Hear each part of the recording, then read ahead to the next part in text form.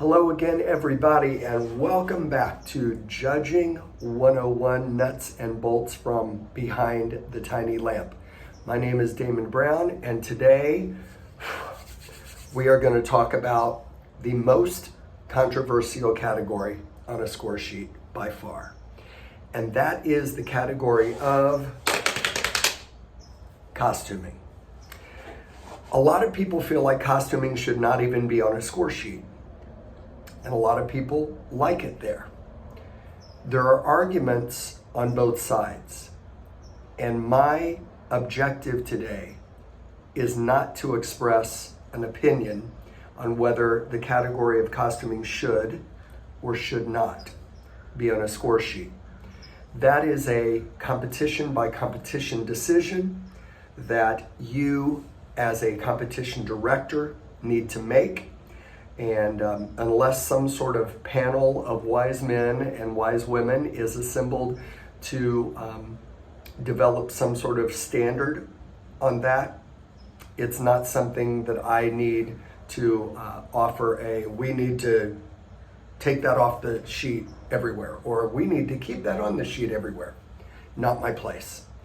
But what I can do is, based on about 35 years of judging, what I can do is give you some thoughts on how I judge, my philosophy on scoring and evaluating that category, and offer some thoughts that maybe can help you as a newer judge judge that category fairly and judge that category so that any group, regardless of their budget or whatever, has the opportunity to score well on that category. That's the goal. And so here we go. Number one, do the costumes fit? And do they allow for easy movement? All right. If people's costumes are so tight that they can't get their arms straight, then the costuming is negatively impacting the show. It's taking away from a group's ability to have dance precision. If girls' dresses are so tight to the floor that they cannot stand with their feet apart, unless the show simply never demands that they have their feet apart, which would be pretty unusual, that's inhibiting the show. And so do the costumes fit, and do the costumes allow for easy movement? Next, our preference, my preference, your preference as a judge in terms of colors, patterns. It doesn't matter if I like orange. It doesn't matter if I like polka dots over stripes or paisleys over plaids. It doesn't matter. We need to fairly evaluate the costume in front of us and not say, oh, yellow, gosh, I don't like yellow. That doesn't matter. What matters is, does the costume work for the show being done? Next, this one is a powder keg. And this is why we have a panel. And this is why everyone on a panel is a human being, an imperfect human being with their own background and their own thoughts. Are the costumes age appropriate? Now, I'm not going to go deeply into this one because I believe that every judge is going to develop their own philosophy and their own standard on this. And so what I'm saying is, just ask yourself, not whether you like a costume, not whether you would want to wear this or that costume, but is it appropriate? Is it appropriate? All right. Number 4, does the costume match the style of show being performed? Is everybody dressed in 60s hippie costumes and we're doing a salute to Metallica? Is everybody dressed in hip-hop fashion and we are doing a salute to old musicals from the early days of Broadway? Does the costume match the style of show being performed? Okay, now a lot of costumes are just, and I'm not using this term in a negative way, generic, meaning it's a pretty dress, it's an attractive suit, and it works for many styles. It works for many styles. And so it is not a matter of, if you are doing a ballroom song, that suddenly everybody must be in tuxes and tails and ruffly shirts and cummerbunds, and the ladies must all be in a long flowy dress. But does the costume work within the style of what you are watching being performed?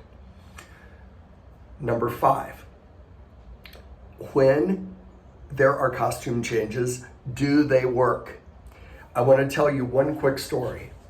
Many, many years ago, I worked with a group that performed at Showstoppers at Epcot in Disney World. And we had a costume change about 2/3 of the way through the show, where the group left the traditional thing. There's a big solo on stage, and now the group comes back out. Okay. The people that were setting our costumes put the costumes in reverse order. Stage left was on stage right was on stage left. As you can imagine, they came out at the end of the costume change, and there were some people that it looked like they were wearing daddy's shirt. There were people with like that. There were other people who could not get their pants fastened because they were a 6'2", 195-pound person wearing a 5'7", 140-pound person's costume. It was a debacle. It was a disaster. It was the apocalypse. And so when you do costume changes, rehearse those puppies. Make them as seamless as they can be. Make them as foolproof as they can be. Simply because they can break a show. They might not make a show, but they can break a show. So, do costume changes go smoothly? If multiple colors are used on stage at the same time, in other words, you have 24 girls in your group, 8 of them are in a red dress, 8 of them are in a blue dress, 8 of them are in a white dress. You are doing a red, white, and blue patriotic show. How do you use those colors, and how do you use those costumes in your blocking? Do you create cool single file lines? Do you create, all of a sudden it looks like an American flag? Do you create a white circle, a red circle around it, and a blue circle around that, and that's cool? How do you use the costumes, if they are of different colors and or styles, to make the show better?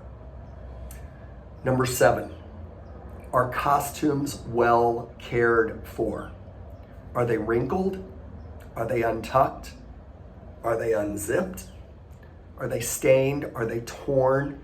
Are the shoes untied? Are the shoes scuffed and not polished? It doesn't matter if you have $500 costumes or $50 costumes. It really doesn't. They can still be cared for well. And this is something, as a judge, that I look for. Next, this is my philosophy, and I would suggest that you think about this within your own parameter of philosophy. I have a baseline score for costumes, and then I believe groups work up or down from there according to what happens. For me, let's say it's an 8. Everybody starts the show with an 8 out of 10. And then I see a cool costume change, 8.5. And now I see a really innovative style that I've never seen before, maybe a 9. Oop, they did a costume change and 7 people came out late. That 9 might become a 7.5.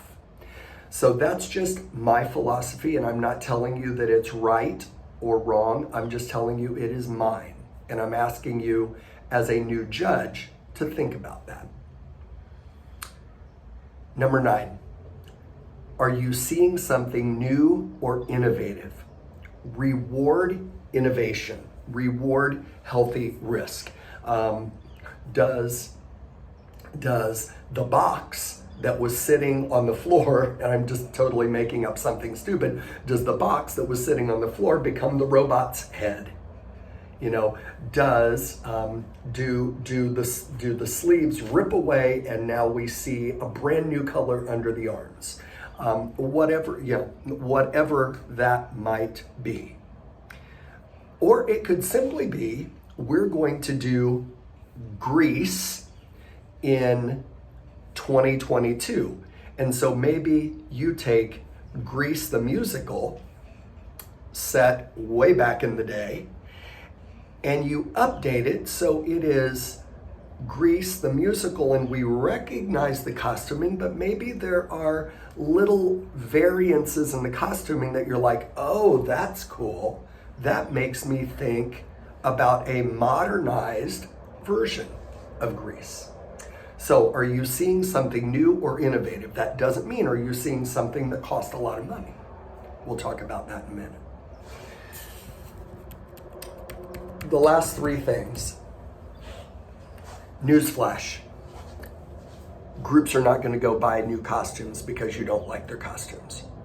They're not going to buy new costumes. So don't tell them to. Don't tell, oh, those costumes don't work at all. You need to get rid of those. Tell them what they can do to make the costumes they're using work better. Unbutton another button. Add a tie. Add gloves. Maybe it is something about as you are watching them, maybe it is something about staggering a costume change so that some people come out and more come out. But don't tell people they need to change and buy new costumes. That ain't gonna happen. Number 11, big one. Don't insult how people look in their costumes. Never, never, never, never, never, never, never insult how people look in their costumes.